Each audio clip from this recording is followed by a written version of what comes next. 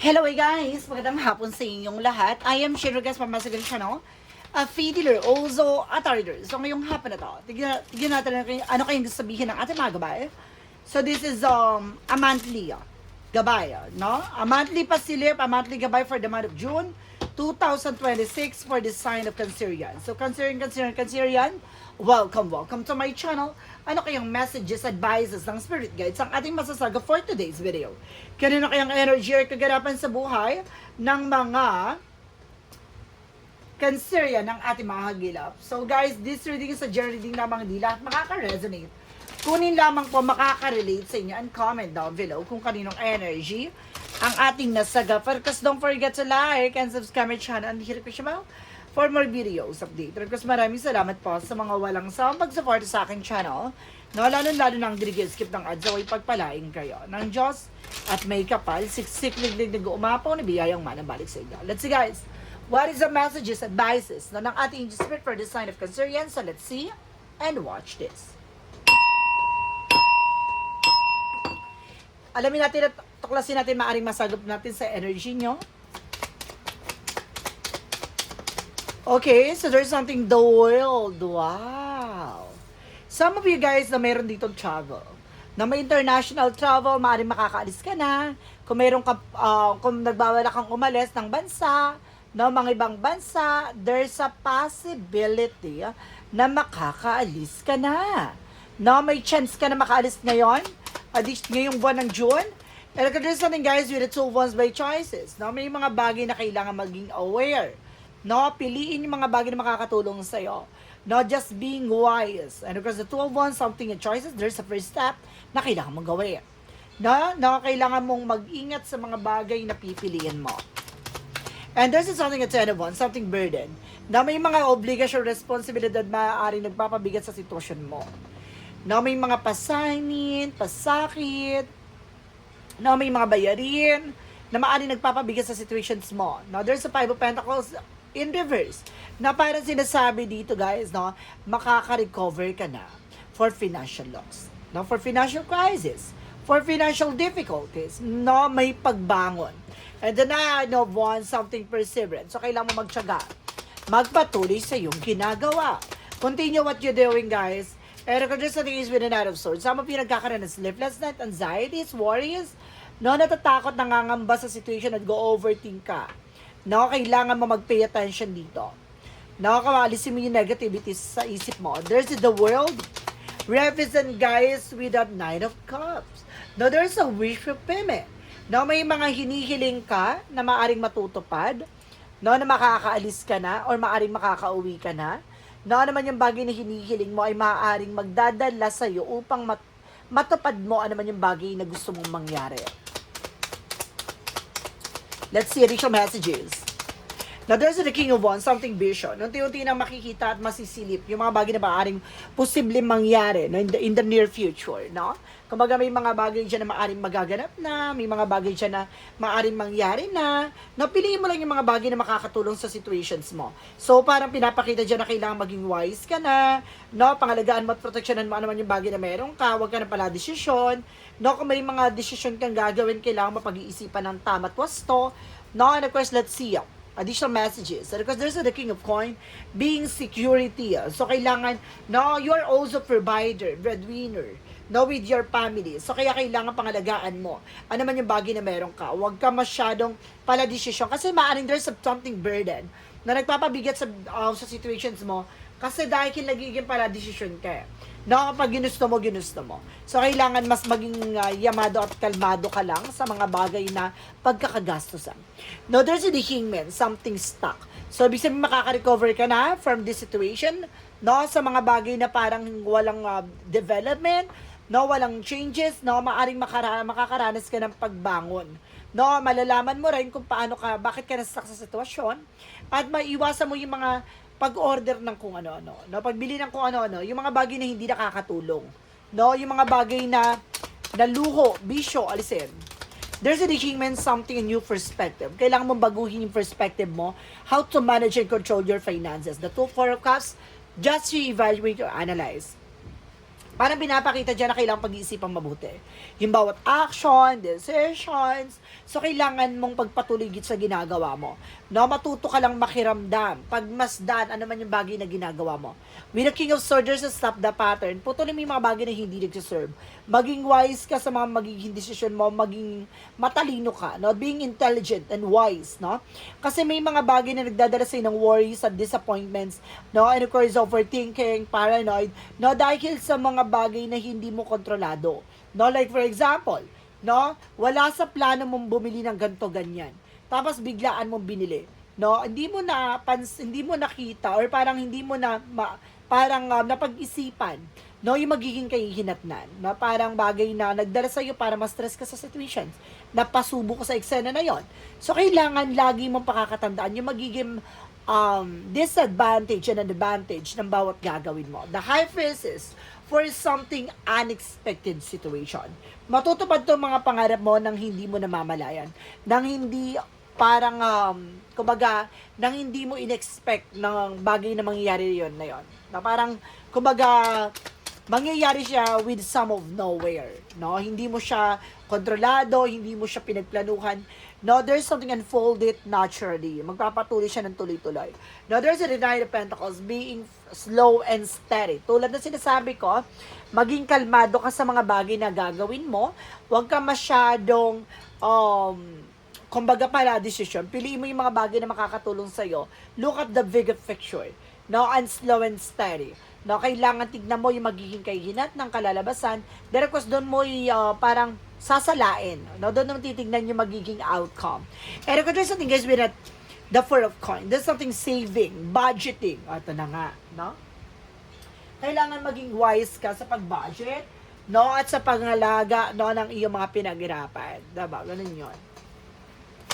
Additional messages. So there's an Eight of Swords. There's a lot of toxic and negativities around. So, isa sa bagay, no, na maaaring nagdadala sa iyo, kaya pabalik-balik yung situation dahil sa toxic na negative na nasa paligid mo. No, ibig sabihin, meron diyang mga toxic traits. No, like for example, may umaasa sa iyo na ganito ganyan. Tapos nakikita mo nakatunga nga, ikaw lang yung, kumbaga, provide. No? Kumbaga, kailangan mas maging matalino ka dyan sa part na yan.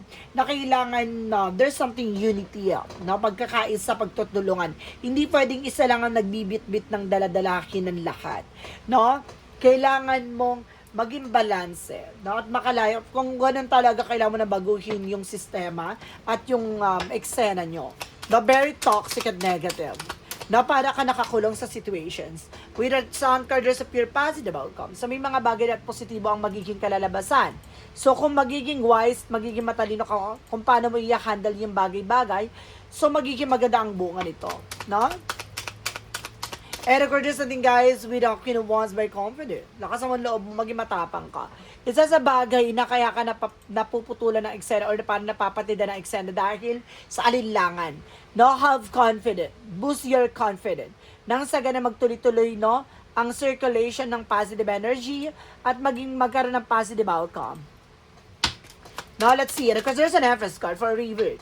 Na mayroong bagay na maaring, kumbaga, magbukas sa panibagong eksena sa'yo. There's something, a blessing coming in. Na may biyaya talaga na paparating. Now, there is something guys with the Four of Swords. Something, an intuition. So, sinasabi talaga sa'yo dito na, kumbaga, lagi mong bubuksan ang pananaw mo. No, bubuksan ang kaisipan mo. No, kailangan there's something open mind. No, sa lahat na nangyayari sa'yo. Kasi may mga bagay na kailangan mong mas maging practical in a way na tumutulong ka pero kailangan maghigpit ka in the other side, no? Hindi pwedeng todo ubos, no? Ubos biyaya. There's an Knight of Swords with a success driver. So, bibilis ang takbo ng sitwasyon kung lahat ng mga nasa paligid mo ay gumagalaw sa eksena. Diba? Hindi pwedeng isa lang ang gumagawa ng eksena dyan dahil babagal, no? Babagal at maaring tumagal. And this is something, the moon, revelation. May mga bagay na marireveal sa'yo dito. No, isa sa bagay na para nakakaranas ka ng kaalatan, no, kabagalan ng pasok ng magagandang eksena sa'yo. Dahil there's something in revelation. It's either there's something in open portal, na maaring, kumbaga may nananahan na negative energy sa bahay nyo, no, there's a negative elements, kaya mabigat ang pamumuhay mo, or maaring there's a negative people, not like an evil eye, no, na maaring naghahatak ng negative energy. or nakakapag-create ng negative energy. No, there's something guys with the temperance, with the perfect timing. It's all about perfect timing. So, lahat ng bagay na to, nasa tamang panahon, nasa tamang pagkakataon. No, may mga paalala sa'yo ng ating divine na you need to pay attention, caution, babala, red flag, na kailangan mo mag-pay attention, na magiging positibo ang kalalabasan kung magiging positibo ang kaisipan. And of course, there's something guys with a star card. Wow, there's something, a major karkana, tatlong energy ang pinakita, the moon, the star, and the sun. No? This is something na, kapag ito lumabas yung tatlong energy na to, there is something guys na naka-line up. So it means naka-line up, magiging maganda yung mga susunod na eksena. No, ibig sabihin, in the near future, you have become a successful person. So nasa sayo, kasi there's the word, something it changes. The word, something a success, accomplishment. No, in the other side, nandito sa pinakahuling chapter with the star card, pinapakita there's something more in healing. No, magkakaroon ng healing, kagalingan sa lahat ng aspeto. But you need to do something to break that chain. No, to break that negative chain na nagdudugtong sa kamalasan mo. Okay, let's see. Hagilapin natin at tuklasin natin, maaaring masagot natin sa energy nyo pagdating sa finances and career, love life at kalusugan. Let's watch this.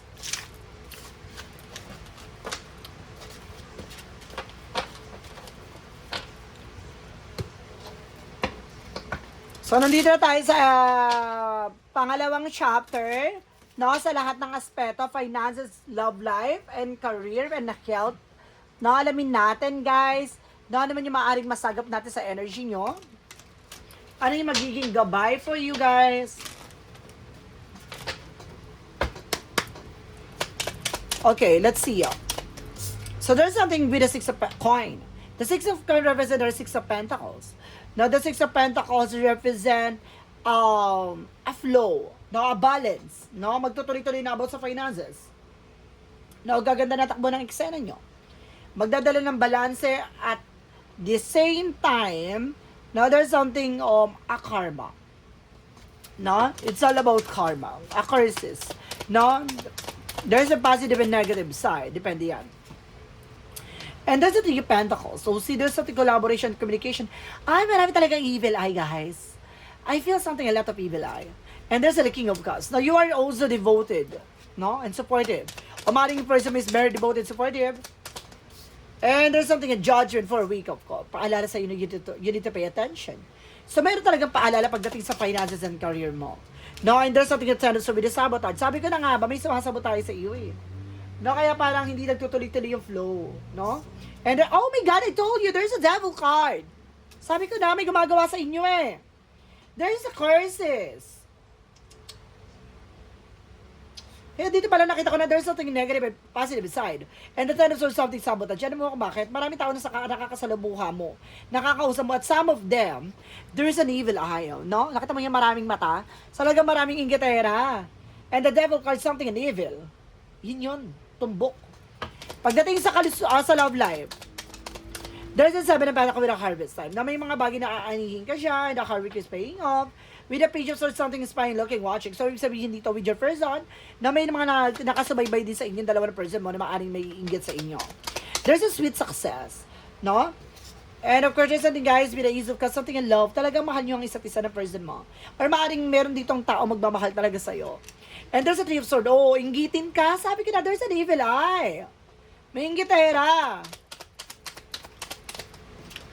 And of course, at the same time, there is something with the Five of Wands. So there's something complication. So may mga bagay na maaaring nagdadala sa inyo ng komplikasyon. No, mayroon talagang trade-out. Sumisira talaga na eksena mo guys. Mayroon inggitera talaga. There's a competitions.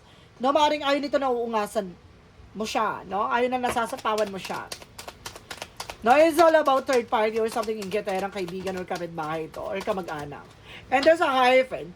No, there's something religious pact or religious group. There's something, may gayuman, of course, karma talaga, curses. No, mayroon pala padahang, hindi na ako na-sense with the other side with the devil card. My God. Ang bigat. Grabe. Now, with the Six of Wands, so there's a victory. Pagdating sa kalusugan mo, magtatagumpay ka. No, oh my God. So, ibig sabihin, may balak tong kumbaga, nilalagyan ka ng karamdaman. The death card something and ending. The death card something death. Gusto ka nito masyagi. No, ginagawan ka ng kung ano-ano karamdaman mo. Kaya parang kakataas mo lang sa karamdaman mo, parang iba na naman yung nararamdaman mo. Oh my God. And this is the Queen of Cups. So, si babae itong naglalaro sa'yo, ha? Babae yung naglalaro sa'yo. There's an effort. Just being mature enough and being grounded. There's a evidence of the sickness. Ibig sabihin na sa paligid mo lang to, nakakakuha siya ng information sa'yo. No? Kumbaga, there's nothing sword. Hindi naman yan hindi yan makakapanakit kapag malayuan eh. No? Ang sword kasi, once na hawak-hawak, so ibig sabihin makakasugat niya kapag malapitan. So malapit lang sa'yo, ang mismong nananalbay sa'yo. See, there's something behind your back. Oh, marami. Maraming mga naiingit. There's an out of evil eye. And there's something guys with the King of Wands. A Knight of Wands. We're slow and steady. No? Kailangan mo lang maging mahinahon, maging kalmado sa mga sinakwento mo, lalo-lalo sa nararamdaman mo. Huwag ka rin kukwento na nararamdaman mo, ha? Baka kwento ka ng kwento na masakit yung ganito mo, may nararamdaman ka sa ganito, iba yung nararamdaman. Huwag ka nakikipagkwento ka na malapit sa'yo, guys. Hindi mo alam kasi pa kung sino gumagawa sa'yo. Babae ito, ha? Babae itong magaling magdrama, magaling magpaikot siya. So, kumbaga na parang nananakit yung likod mo. My God. Na parang may lamig na hindi mo maintindihan. Yun yung na umiikot pati dito hanggang dibdib. Hindi siya acid, ha? There's something palipad hangin na may kasamang kulam talaga. Hindi lang palibadang. Kulam kasi ang palibadangin. Pero, kumbaga mayroong mga ikinarga kasi. No? Kaya, kumbaga, there's something turn to the kulam talaga. Na napakalalim. Na may mga ginamit kasi siyang mga materials. Ganun. So, let's see. Pagdating naman tayo, guys, with a magical fair messages and advices.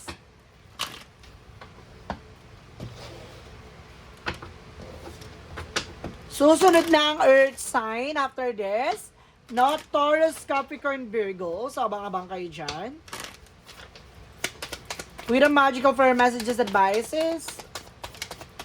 There's it easy, that's it. Stop trying so hard to control your situations. And do some research. Kailangan mo talagang alamin at tuklasin. So, wala kang kamalay-malay what's going on.